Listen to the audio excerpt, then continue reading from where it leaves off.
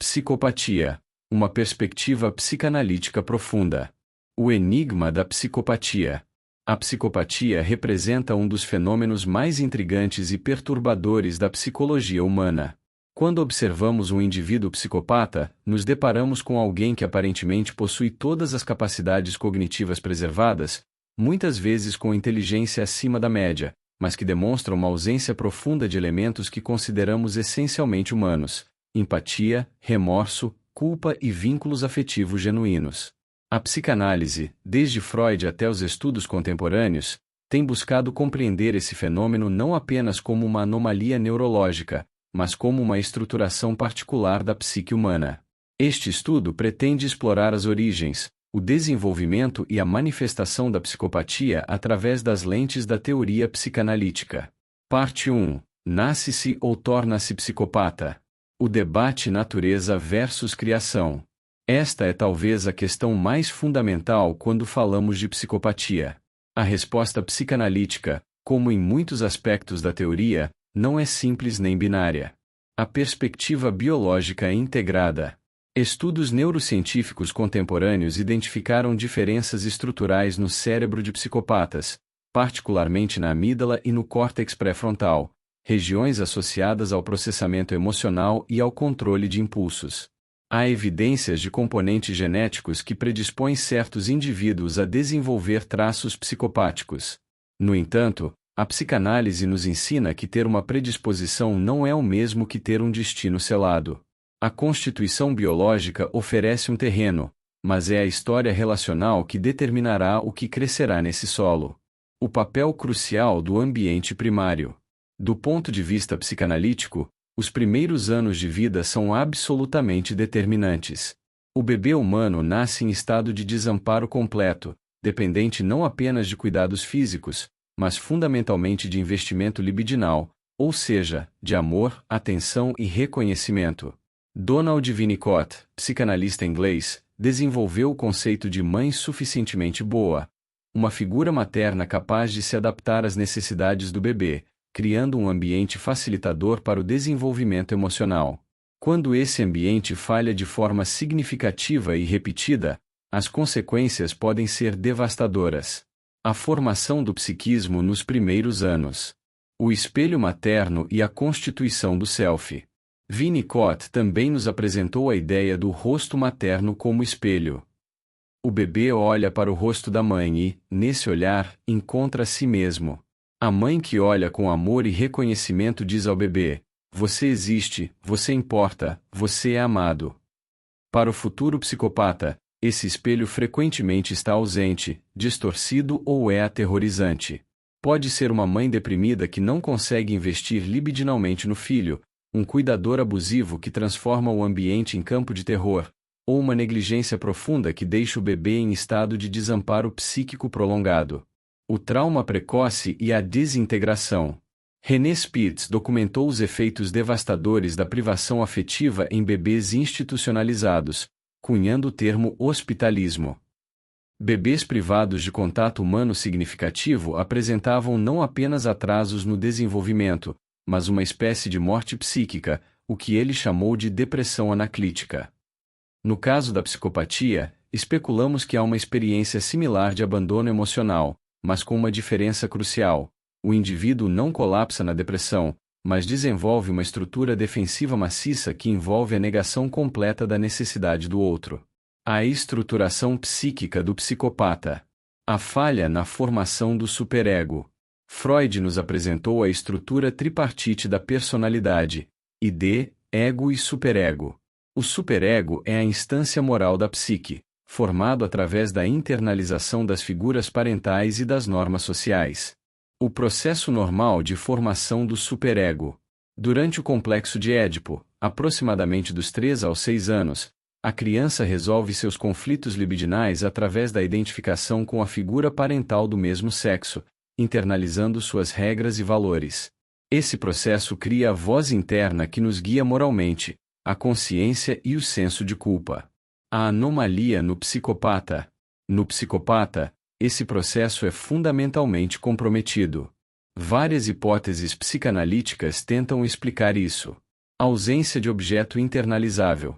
Se as figuras parentais são negligentes, abusivas ou inconsistentes demais, não há um objeto bom o suficiente para ser internalizado. Como você pode desenvolver uma consciência moral se seus modelos primários eram pessoas sem empatia ou ética? Identificação com o agressor. Ferenczi descreveu como crianças traumatizadas podem se identificar com seus agressores como um mecanismo de sobrevivência. O psicopata pode ter internalizado não um superego protetor, mas um superego sádico e predatório. Clivagem extrema do ego. Para sobreviver psiquicamente a um ambiente insuportável, o ego pode se fragmentar, isolando completamente as experiências emocionais. O resultado é um indivíduo que pode conhecer intelectualmente o certo e o errado, mas não sente nenhuma conexão emocional com esses conceitos. A incapacidade para a culpa genuína. A ausência de culpa genuína é talvez a característica mais definidora do psicopata. Mas o que significa realmente culpa em termos psicanalíticos? Culpa como evidência de relação objetal. Melanie Klein, psicanalista austríaca-britânica, desenvolveu conceitos fundamentais sobre o desenvolvimento emocional precoce. Ela descreveu a posição depressiva, um estágio crucial do desenvolvimento, por volta dos 4 a 6 meses, onde o bebê começa a reconhecer que a mãe boa, que alimenta e conforta, e a mãe má, que frustra e está ausente, são a mesma pessoa. Esse reconhecimento é doloroso, mas essencial. Traz a capacidade de sentir culpa quando machucamos alguém que amamos, e o desejo de reparação. É o nascimento da preocupação com o outro enquanto pessoa integral. O psicopata e a posição esquizoparanoide. Klein também descreveu a posição esquizoparanoide, um estágio mais primitivo onde o mundo é vivenciado em termos de objetos parciais totalmente bons ou totalmente maus. Não há integração, apenas fragmentação e projeção. O psicopata parece permanecer fixado nessa posição primitiva. Outras pessoas não são vistas como seres humanos complexos e integrais, mas como objetos parciais a serem usados ou descartados. Não há culpa porque não há reconhecimento do outro como sujeito que sofre. A questão do vazio interior. Muitos psicopatas, quando avaliados em profundidade, relatam um sentimento de vazio crônico. Este não é um vazio existencial filosófico, mas uma ausência fundamental de substância psíquica. O falso self perfeito. Winnicott descreveu o conceito de falso self, uma persona adaptativa construída para lidar com um ambiente que não permitia a expressão do verdadeiro self. Em casos menos graves, todos temos algum grau de falso self, as máscaras sociais que usamos. No psicopata, essa distinção praticamente desaparece. Há apenas o falso self, uma máscara sem nada por trás. Ou melhor, por trás há apenas necessidades primitivas do id, fome de estimulação, necessidades sádicas, impulsos destrutivos, sem nenhuma mediação genuína. Esse falso self do psicopata é frequentemente encantador, carismático, bem adaptado socialmente. É uma imitação perfeita de um ser humano funcional, mas sem substância emocional real. O funcionamento psíquico do psicopata, a relação com os objetos, pessoas. Relações objetais perversas. Na teoria psicanalítica, relação objetal refere-se ao modo como nos relacionamos com outras pessoas, objetos. Em um desenvolvimento saudável, evoluímos de relações objetais parciais e narcísicas para relações maduras onde reconhecemos o outro como sujeito independente. O psicopata permanece em um modo primitivo de relacionamento objetal. Objetos parciais. Pessoas são vistas apenas em termos de suas utilidades específicas, fontes de dinheiro, sexo, status, entretenimento. Quando deixam de servir a função, são descartadas sem hesitação. Relações narcísicas. O outro existe apenas como extensão do próprio narcisismo do psicopata. Não há verdadeira diferenciação entre self e objeto. Identificação projetiva maligna. O psicopata projeta aspectos indesejados de si mesmo nos outros e depois os ataca nessas pessoas. Essa é uma forma primitiva de defesa que mantém uma ilusão de pureza e poder. Mecanismos de defesa primitivos. Cisão splitting. O mundo é dividido rigidamente em categorias. vítimas e predadores, fortes e fracos, vencedores e perdedores. Não há nuances, complexidade ou ambiguidade. O psicopata se identifica sempre com o polo do poder e controle. Negação. Uma recusa maciça de reconhecer realidades que conflitam com suas necessidades. O psicopata pode cometer crimes horríveis e genuinamente acreditar que é a vítima das circunstâncias. Onipotência. Uma fantasia primitiva de poder absoluto sobre a realidade e sobre outros. Regras não se aplicam a eles porque eles estão acima das limitações humanas normais. Desidentificação. Uma dissociação entre pensamento e afeto. O psicopata pode descrever atos violentos com a mesma emoção que alguém descreveria uma lista de compras. A busca por estimulação e o tédio crônico. O vazio que exige preenchimento.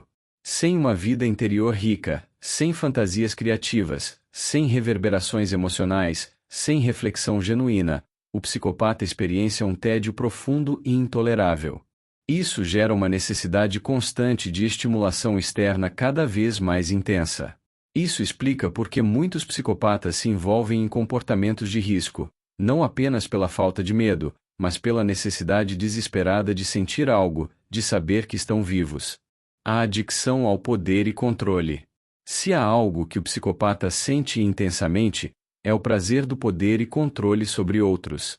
Isso pode ser a única experiência que preenche parcialmente o vazio interior. A humilhação, manipulação ou destruição de outro ser humano proporciona um sentimento temporário de existência e potência. A sexualidade na psicopatia. Perversão versus psicopatia.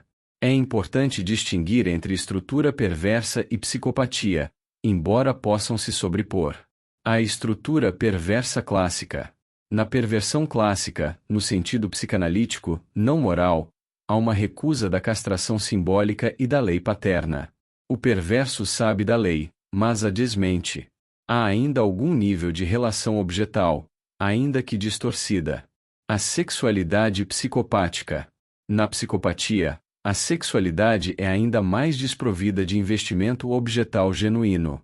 O outro é puramente instrumento de descarga ou de exercício de poder. Não há sequer a complexidade da estrutura perversa. A instrumentalização do sexo.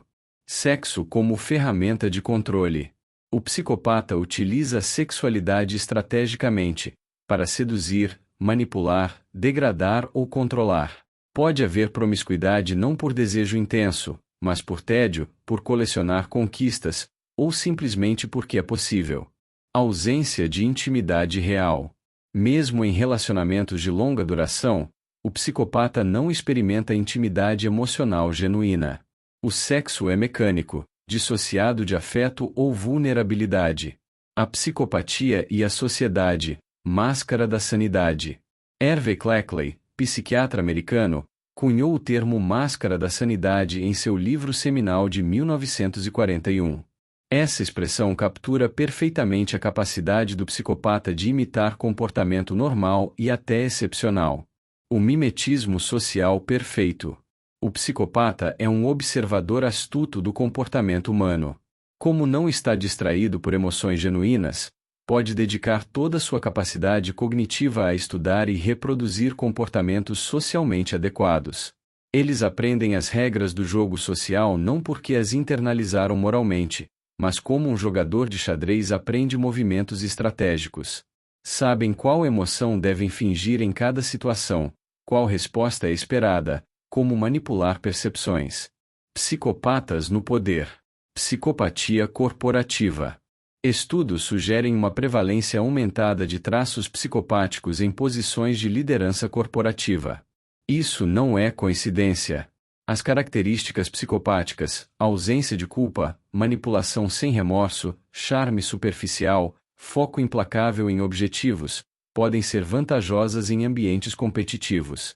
Robert Ary, o criador da PCLR, escala padrão para avaliação de psicopatia, alerta para os psicopatas de terno e gravata, indivíduos que causam devastação emocional e financeira dentro de estruturas legais. Psicopatia política. O poder político atrai psicopatas porque oferece controle massivo sobre outros. História está repleta de líderes com características claramente psicopáticas que causaram sofrimento em escala catastrófica.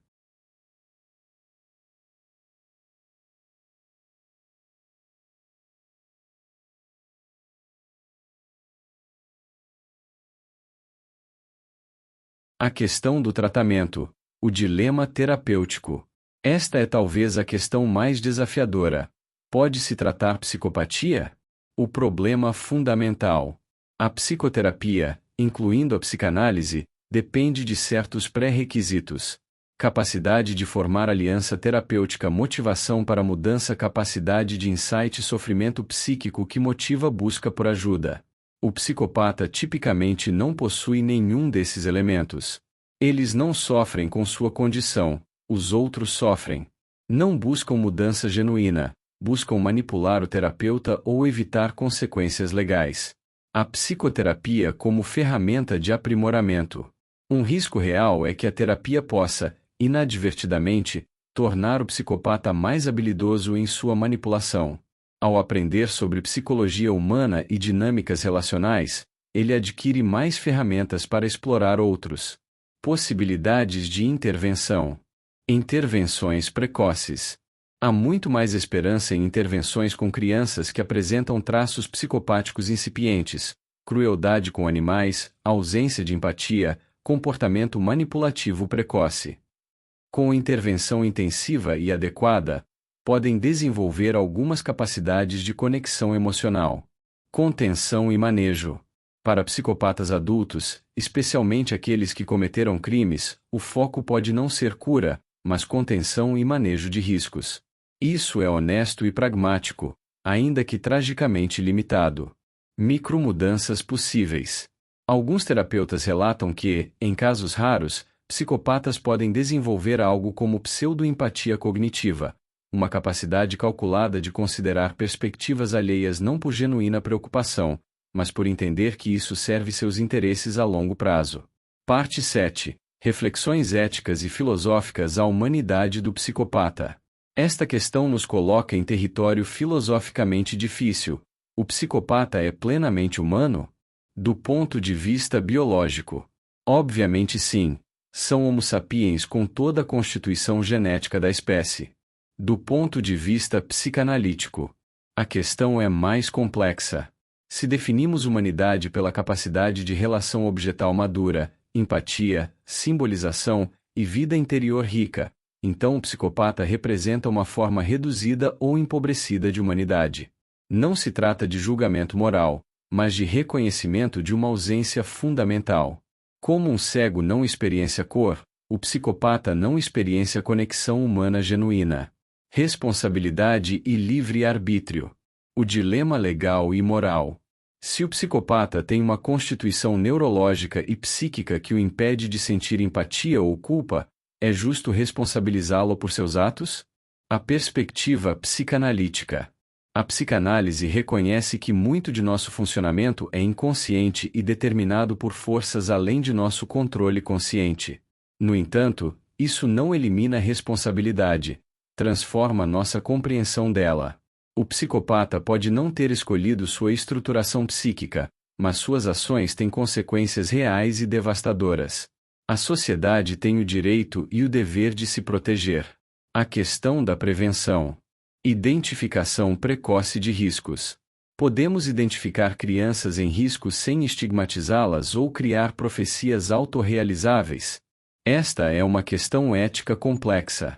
Indicadores precoces incluem crueldade deliberada com animais, ausência de resposta ao sofrimento alheio, mentiras persistentes e manipulação precoce, ausência de vínculos afetivos genuínos, comportamento incendiário, tríade de MacDonald. Intervenção familiar. Melhorar condições de criação através de suporte a famílias vulneráveis, tratamento de depressão parental, prevenção de abuso. Essas medidas podem ter impacto preventivo significativo. Casos e manifestações clínicas, o espectro da psicopatia. Psicopatia primária. Considerada mais biologicamente determinada.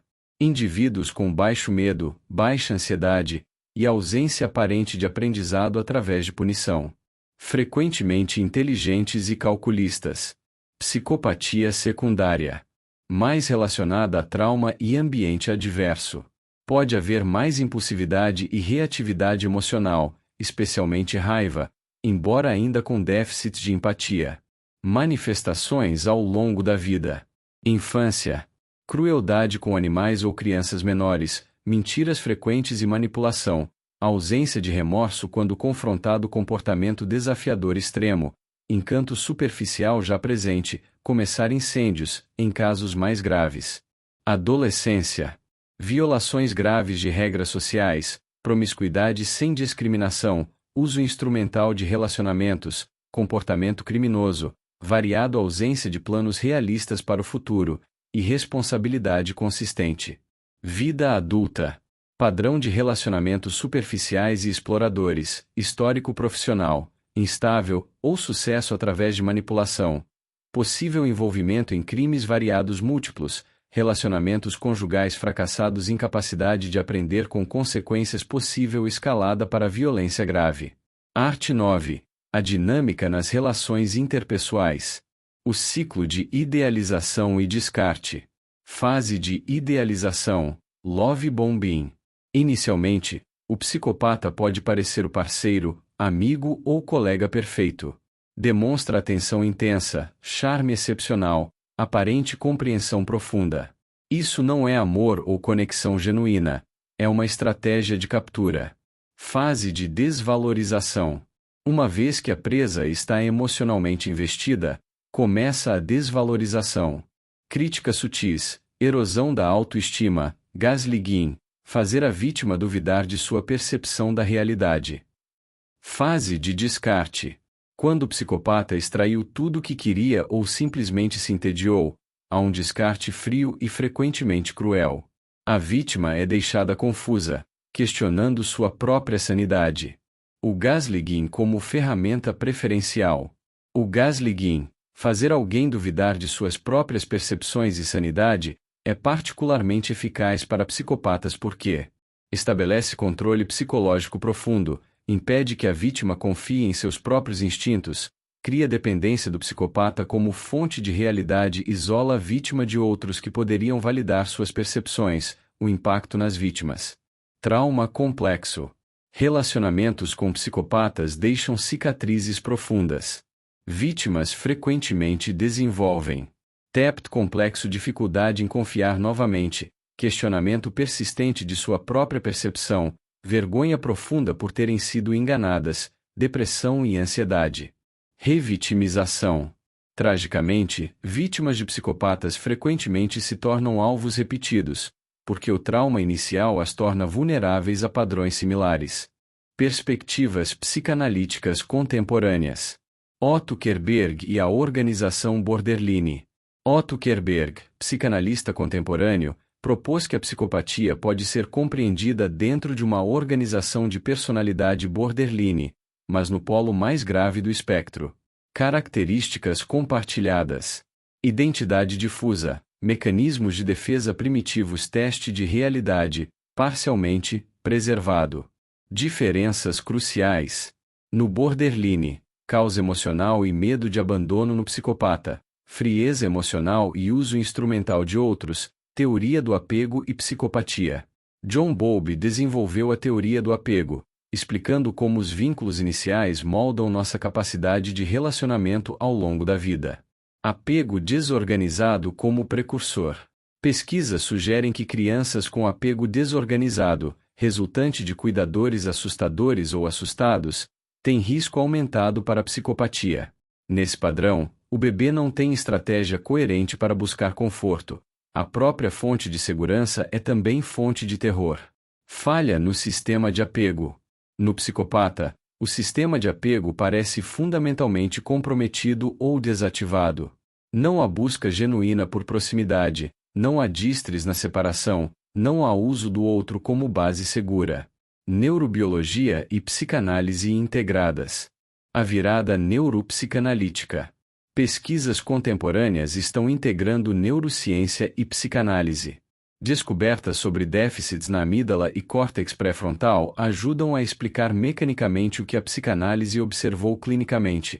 a incapacidade de processar emocionalmente estímulos sociais. Implicações para a compreensão. Essa integração sugere que psicopatia não é apenas mal moral nem apenas defeito cerebral, mas uma interação complexa entre predisposição biológica e experiência relacional precoce. Conclusão: vivendo em um mundo com psicopatas, proteção e reconhecimento. Sinais de alerta. Aprender a reconhecer sinais de psicopatia pode ser protetor. Charme excessivo e superficial, histórias que não se sustentam sob escrutínio, ausência de amizades duradouras, desproporção entre emoção demonstrada e situação, violações de limites pessoais disfarçadas de especial conexão, rapidez excessiva em relacionamentos. Limites firmes. A melhor proteção é não tentar salvar ou curar um psicopata. Limites firmes, distância segura, e, quando necessário, rompimento completo são as estratégias mais eficazes. A dimensão social. Consciência coletiva. Sociedades precisam de melhor educação sobre psicopatia para proteger populações vulneráveis, identificar e limitar psicopatas em posições de poder, desenvolver sistemas que não recompensem traços psicopáticos. Compaixão sem ingenuidade. Podemos ter compaixão pela tragédia que é nascer sem capacidade de conexão humana genuína, sem perder de vista que isso não invalida a necessidade de proteção e responsabilização. Reflexão final. O espelho que nos assusta. Talvez o que mais nos perturba sobre psicopatas é que eles revelam a fragilidade das conexões humanas que consideramos fundamentais. Eles demonstram que empatia, amor e moralidade não são garantias universais da condição humana, mas desenvolvimentos complexos que podem falhar. Na presença de um psicopata, nos confrontamos com uma ausência, um vazio onde esperaríamos encontrar reconhecimento mútuo, ressonância emocional, humanidade compartilhada. É como olhar para um espelho e não ver reflexo algum. Do ponto de vista psicanalítico, estudar psicopatia não é apenas entender uma patologia, mas compreender mais profundamente o que nos torna humanos no sentido pleno, a capacidade de nos importarmos genuinamente uns com os outros, de sentirmos culpa quando causamos dano, de experienciarmos o outro não como objeto, mas como sujeito. E talvez, mais importante ainda, nos lembra da responsabilidade coletiva de criar ambientes onde crianças possam desenvolver essas capacidades essencialmente humanas. Cada criança negligenciada, abusada ou abandonada é um risco não apenas para ela mesma, mas para toda a sociedade. Investir em cuidado, em vínculos saudáveis, em ambientes facilitadores para o desenvolvimento não é luxo, mas necessidade civilizacional. A psicopatia nos confronta com as consequências mais extremas e aterrorizantes de quando esse desenvolvimento fundamental falha. E nessa confrontação, talvez possamos encontrar motivação para valorizar e proteger as condições que permitem que a humanidade floresça em sua forma mais plena e conectada. Se gostou deste conteúdo, não se esqueça de dar um like no vídeo e compartilhar com outras cabeças pensantes como a nossa. Fiquem na paz.